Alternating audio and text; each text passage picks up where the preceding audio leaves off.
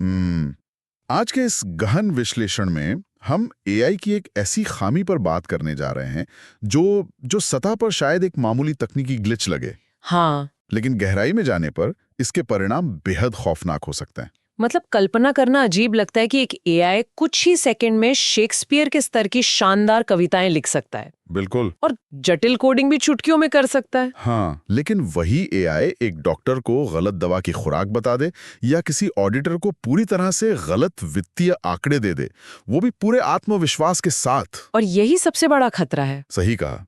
जब उद्योगों में करोड़ों डॉलर और इंसानी जिंदगियां दांव पर हों, तो हम इन मशीनों की गणितीय गलतियों को नजरअंदाज नहीं कर सकते। बिल्कुल नहीं। तो आज का हमारा मुख्य लक्ष्य यही है। हम ये समझने की कोशिश करेंगे कि औद्योगिक जनरेटिव एआई, या जिसे हम इंडस्ट्रियल जनरेटिव एआई कहते हैं, उसमें संख्यात्मक या न्यूमेरिकल गलतियों को रोकने के लिए स्वचालित आउटपुट वैलिडेशन असल में काम कैसे करता है। और इस विषय की पूरी तह तक जाने के लिए हमने कई प्रतिष्ठित एकेडमिक और औद्योगिक स्रोतों का एक पूरा स्टैक तैयार किया है। क्या क्या है हमारे पास? हमारे पास MIT की एक विस्तृत थीसिस है जो अनिश्चितता को मापने पर बात करती है। यूनिवर्सिटी डी बार्सिलोना की एक काफी महत्वपूर्ण रिसर्च है जो इसके गणितीय कारणों को समझाती है। अच्छा। इसके अलावा EY की एक इंडस्ट्री रिपोर्ट है और एंथ्रोपिक और डायनामो AI के कुछ तकनीकी दस्तावेज भी हैं। और साथ ही मशीन लर्निंग मास्टरी के कुछ बेहतरीन लेख भी हमारी इस चर्चा का आधार होंगे। मतलब स्रोत काफी पक्के हैं हमारे। हाँ, बिल्कुल। इन सभी स्रोतों को मिलाकर हम ये डिकोड करेंगे कि लार्ज लैंग्वेज मॉडल्स या LLMs की सबसे बड़ी खामी, जिसे हम हैलुसिनेशन कहते हैं, उसे एंटरप्राइज स्तर पर कैसे काबू में रखा जाता है। तो एआई के साथ सबसे पेचीदा बात मुझे ये लगती है कि ये व्याकरण और भाषा के लिहाज से इतना सटीक होता है कि उसकी गलतियां पकड़ना ही मुश्किल हो जाता है। सही कहा। इसे तकनीकी भाषा में इंट्रिंसिक और एक्सट्रिंसिक हैलुसिनेशन कहा जाता है। ये इंट्रिंसिक और एक्सट्रिंसिक, इन दोनों में मुख्य अंतर क्या है?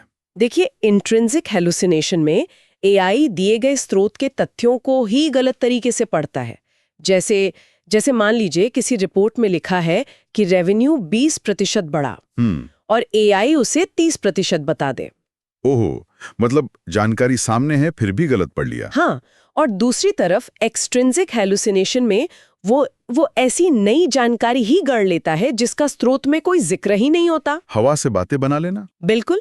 और EY की रिपोर्ट साफ तौर पर बताती है कि जब बात डेटा एक्सट्रैक्शन की आती है तो गलत नंबर या वैल्यू देना इंडस्ट्री में सबसे आम हैलुसिनेशन है। और इसका असर अलग अलग उद्योगों में कितना भयानक हो सकता है, ये समझना बहुत जरूरी है। बहुत ज्यादा। अगर हम इससे फिनेंस के क्षेत्र से जोड़कर देखें तो एआई द्वारा मनगढ़ंत टैबुलर वैल्यूज या गलत मैट्रिक्स प्रस्तुत करना पूरी कंपनी की बैलेंस शीट को बर्बाद कर सकता है। हाँ, और EY की रिपोर्ट ये भी स्पष्ट करती है कि अनुपालन या कंप्लायंस से जुड़े कार्यों में हैल्यूसिनेशन सीधे तौर पर कंपनियों की परिचालन अखंडता को खतरे में डालते हैं। मतलब ये तो बिल्कुल वैसा ही है जैसे कोई छोटा बच्चा पूरे आत्मविश्वास के साथ क्वांटम फिजिक्स समझाने लगे। हाँ, सुनने में शायद बहुत अच्छा लगे, लेकिन जब वो जानकारी के आधार पर करोड़ों का निवेश होना हो तो वो आत्मविश्वास एक बहुत बड़ा जोखिम बन जाता है। एकदम सही एनालॉजी है। और चिकित्सा या हेल्थ केयर की बात करें तो स्थिति और भी ज्यादा चिंताजनक हो जाती है।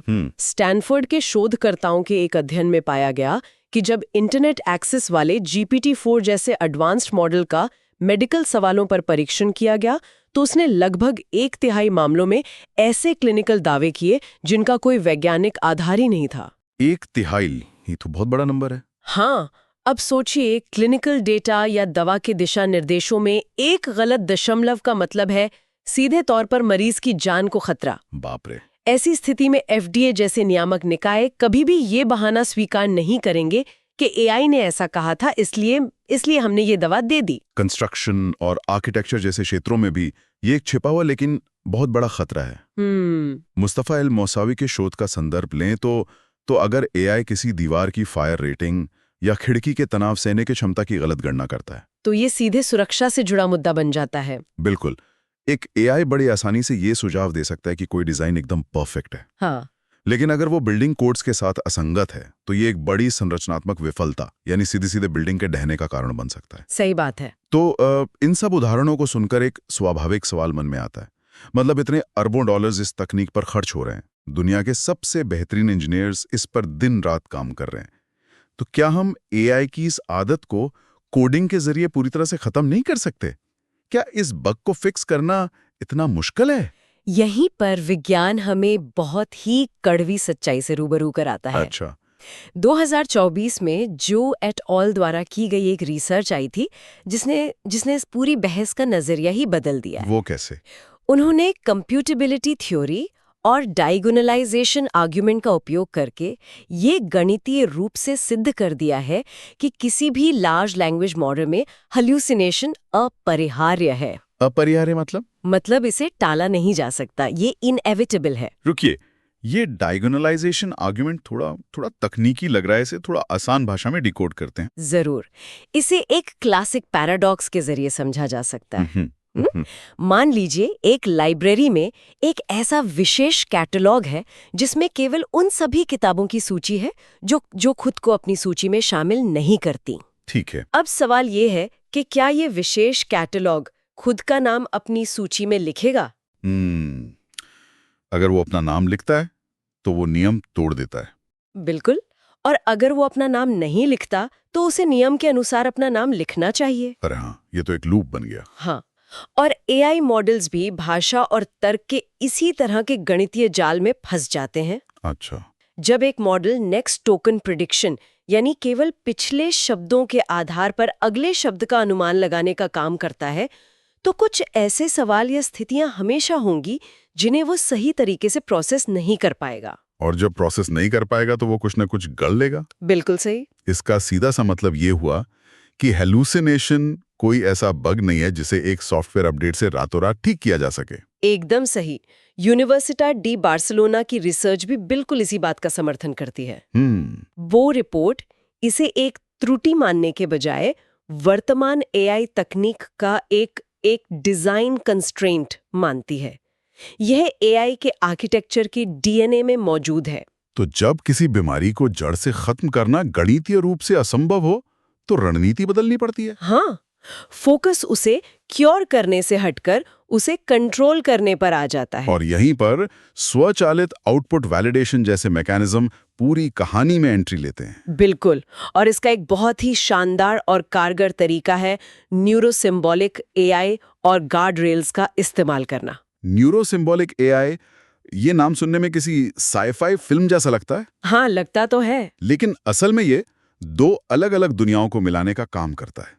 मतलब एआई के न्यूरल नेटवर्क्स बहुत क्रिएटिव होते हैं, लेकिन वे पैटर्न पर चलते हैं, ठोस नियमों पर नहीं। सही कहा। इसलिए उनकी रचनात्मकता को सिंबॉलिक लॉजिक यानी सख्त और ठोस तार्किक नियमों के साथ बांध दिया जाता है।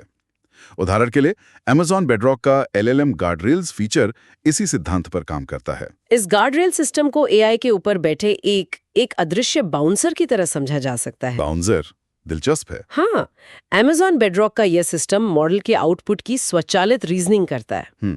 जैसे ही एआई कोई जवाब तैयार करता है, यूजर तक पहुंचने से पहले ही ये सिंबॉलिक लेयर उस जवाब को स्कैन करती है। मतलब रास्ते में ही चेक कर लेती है। बिल्कुल। अगर वो जवाब कंपनी की नीतियों, सुरक्षा नियमों या तय किए गए तार्किक पैमानों के खिलाफ जाता है, तो ये बाउंसर उसे वहीं रोक देता है। और यूजर को वो हेलुसिनेटेड जवाब कभी दिखाई ही नहीं देता। एकदम से।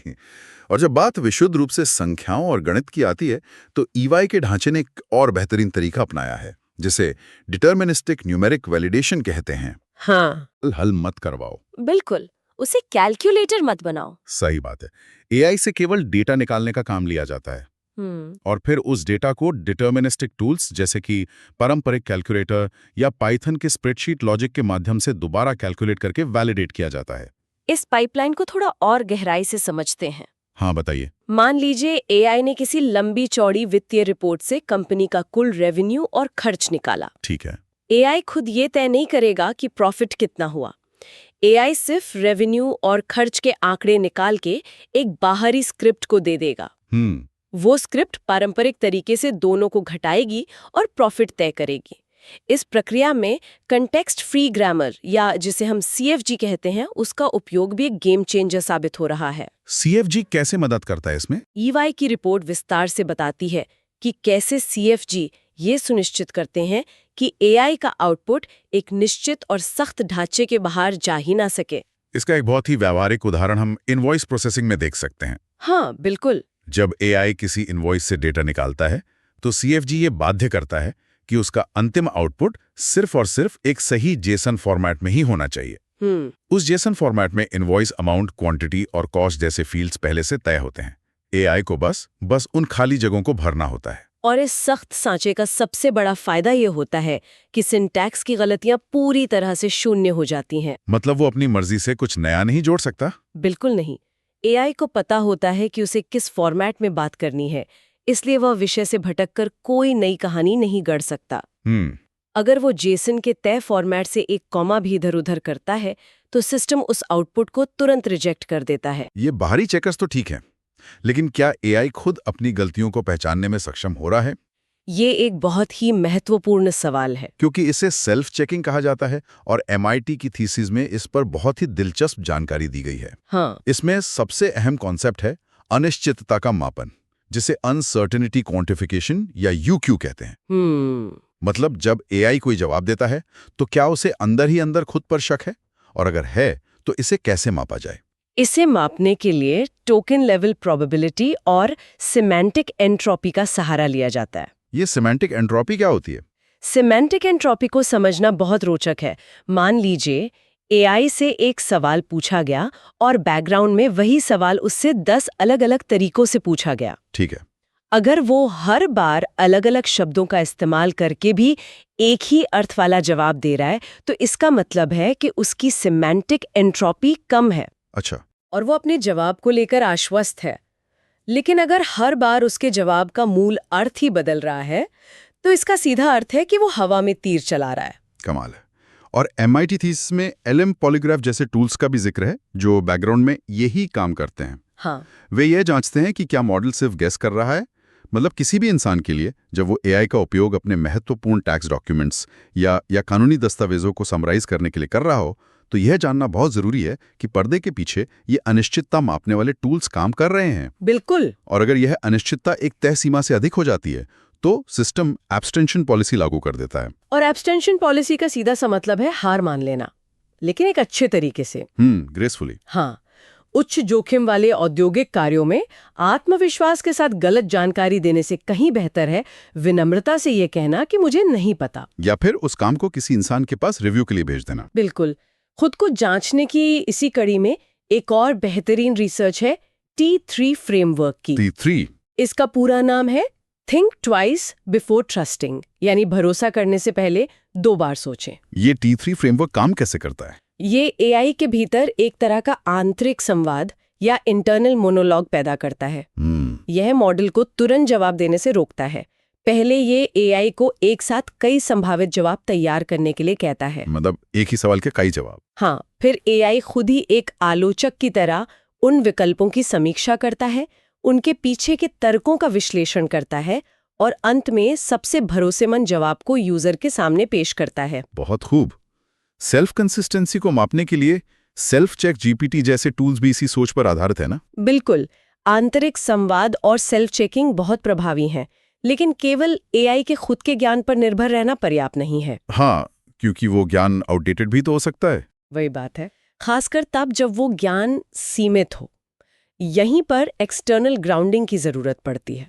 मतलब एआई को बाहरी दुनिया से जोड़ना। हाँ, बाहरी प्रमाणित डेटाबेस या इंटरनेट से जोड़ना।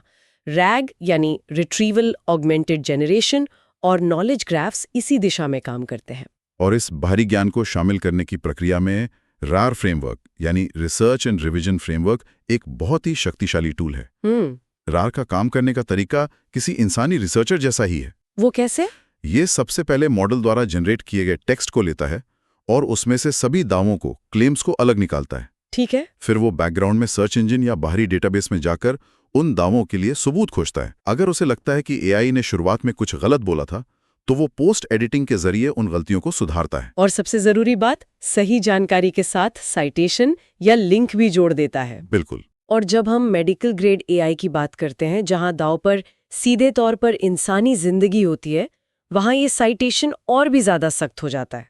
वो तो होना ही चाहिए। डायनेमो एआई और EY की रिपोर्ट्स बताती हैं कि ऐसे संवेदनशील क्षेत्रों में रेफरेंसिंग एजेंट्स का उपयोग अनिवार्य होता जा रहा है। मेडिकल ट्रेनिंग या क्लिनिकल सुझाव देने वाले एआई का हर एक वाक्य सीधे तौर पर किसी प्रमाणित दस्तावेज से जुड़ा होना चाहिए। इसे ट्रेसेबिलिटी कहते हैं। तो ट्रेसेबिलिटी का मतलब है कि अगर एआई कोई मेडिकल सलाह दे रहा है तो उस सलाह का लिंक अपलोड किए गए एसओपीज या क्लिनिकल गाइडलाइंस के किसी विशिष्ट पेज और पैराग्राफ से मैच होना चाहिए। एकदम सही। ईवाई के फ्रेमवर्क के अनुसार अगर एआई कोई ऐसा दावा करता है जिसका साइटेशन नहीं मिलता या वो मूल दस्तावेज से मेल नहीं खाता, तो रेफरेंसिंग एजेंट उस आउटपुट को तुरंत रोक देते हैं। मतलब एआई को अपनी मर्जी से कोई भी ज्ञान बांटने की अनुमति नहीं होती? बिल्कुल नहीं। उसे सिर्फ उसी जानकारी के दायरे में रहना होता है जो ग्राउंड ट्रूथ के रूप में प्रमाणित है। इन सभी अलग अलग तकनीकों को एक साथ देखने पर इंडस्ट्रियल जनरेटिव एआई की असली तस्वीर साफ होती है।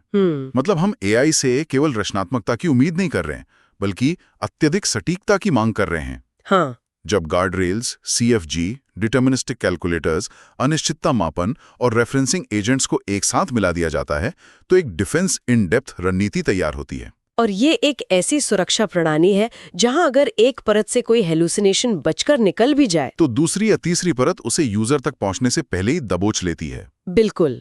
इस पूरी चर्चा से जो सबसे बड़ा निष्कर्ष निकल कर आता है वो ये है कि एआई की दुनिया में 99% सटीकता सुनने में शायद एक बड़ी उपलब्धि लगे, लेकिन जब बात औद्योगिक, वित्तीय या चिकित्सा मामलों की आती है तो वो 1% हेलुसिनेशन पूरी की पूरी कंपनी को डुबा सकता है या किसी मरीज के लिए जानलेवा साबित हो सकता है। सही कहा। बेहतर और सुरक्षित एआई बनाने का मतलब अब सिर्फ उसे और ज्यादा डेटा देना या बड़ा मॉडल बनाना नहीं रह गया है। तो क्या है?